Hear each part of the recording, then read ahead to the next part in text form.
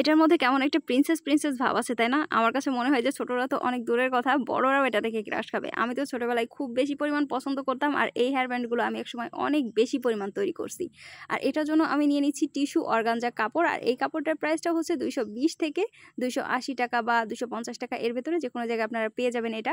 আর এটা আমি মশার কয়েন দিয়ে এভাবে পুড়িয়ে নিচ্ছি। পাপড়ির শেপটা আমি ইচ্ছা মতোই কেটেছি, আমি আমার ইচ্ছা মতোই আসলে পাপড়িগুলা দিব, আমি নির্দিষ্ট কোনো মাপে কাটি নাই। আর ভিডিওটা দেখতে থাকুন, আমি পুরো ভিডিওটা আপনাদের সঙ্গে শেয়ার করব কিভাবে আমি এত সুন্দর একটা হেয়ার ব্যান্ড হাতে তৈরি করলাম।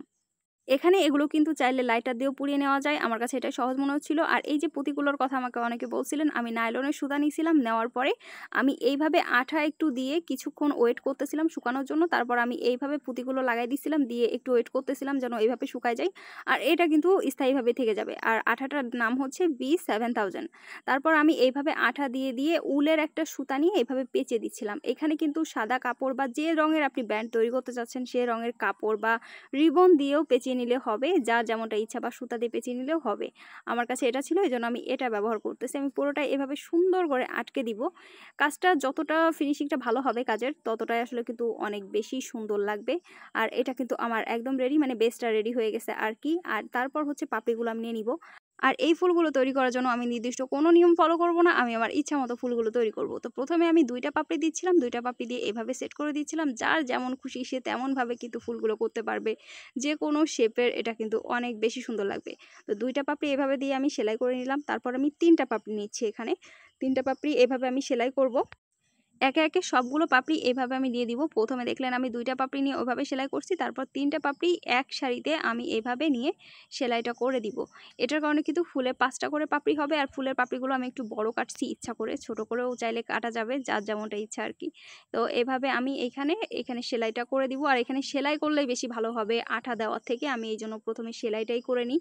সেলাই দেওয়ার পরে তারপর যদি প্রয়োজন পড়ে তাহলে আমি আঠা দিয়ে পুনরায় আবার সেট করে দিব। তারপর হচ্ছে আমি এই মাঝ বরাবর সুইটা তুলে নিচ্ছি, তুলে নিয়ে আবার এভাবে পেছনে লক করে দিচ্ছি। এইবারে যে কাজটা সেটা হচ্ছে আমার এই যে পার্লের যে কাজটা আমি আগেই কমপ্লিট করে রাখছিলাম, পুঁতি সেট করে রাখছিলাম, এটা আমি সাইজ করে করে কেটে নিব, সুন্দর করে কেটে নিব। এটা কিন্তু B7000 আঠা যেটা আছে ওইটা দিয়েই কিন্তু খুব বেশি ভালো হবে, আমি ওইটা দিয়েই করছি। আর ওইটা কিন্তু একদমই উঠে যাবে না, আমি দেখছি। আর ওটা দিয়ে আসলে একটু ওয়েট করতে হবে, ওয়েট করলে আর উঠবে না। তারপর আমি আগুন দিয়ে পুড়িয়ে এভাবে মাঝখানটা একটুখানি বাঁকাই নিলাম। আর এইভাবে রেণুটা বাঁকিয়ে দেওয়ার কারণে কিন্তু আমার এই রেণুটা বসানোটা অনেক বেশি সহজ হয়ে গেছে, আর এটা একদমই উঠে আসবে না। আর এরপরেও যদি কারো সন্দেহ থাকে তাহলে সে একটু আঠা দিয়ে এখানে লক করে দিতে পারেন। তারপর আমি এখানে কেচি দিয়ে কেটে দিচ্ছি, আর আমার ফুলটা একদম রেডি। এই যে কতগুলো ফুল রেডি করে ফেলছি আমি। তারপর আমি এইখানে 6টা ফুল করছি, আসলে আরও কিছু ফুল করলে আমার কাছে মনে হয় ভালো হতো, বাট আর ফুল করা হয়নি। তারপর আঠাটা আমি দিয়ে দিব, এটাও হচ্ছে B7000 যে আঠাটা ওইটা, এটাই সব থেকে বেশি ভালো হবে। তবে আঠার উপর আসলে আমার সম্পূর্ণরূপে বিশ্বাস নাই, আমি আঠা দেওয়ার পরে আবার সেলাই করব এখানে। তো এভাবে ফুলগুলো আমি সেট করে দিচ্ছি সুন্দর করে। আর হ্যাঁ, এই আঠাটা ব্যবহার করার জন্য প্রথমে আঠাটা দিয়ে একটুখানি ওয়েট করবেন, প্রায় 1 মিনিট বা 30 সেকেন্ড মতো একটু ওয়েট করবেন। ওয়েট করার পর লাগাবেন, তারপর দেখবেন যে সহজে লেগে যাচ্ছে, মানে একদম আঠা দেওয়ার সাথে সাথে দিলে দেখা যাবে যে লাগতেছে না। তারপর আমি একটুখানি সেলাই দিয়ে দিয়ে এভাবে ঘুরিয়ে ঘুরিয়ে সেলাইটা করে দিব, যেটার কারণে একেবারে পার্মানেন্ট হয়ে যাবে। এটা একদমই মানে পড়ে যাওয়ার কোনো ভয় থাকবে না, যেহেতু বাচ্চা মানুষ পড়বে এটা।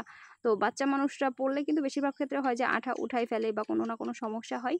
এজন্য আমি এইখানে সুন্দর করে লক করে দিব সুই সুতা দিয়ে। আর আমার কাজটা কিন্তু রেডি হয়ে গেছে একদমই।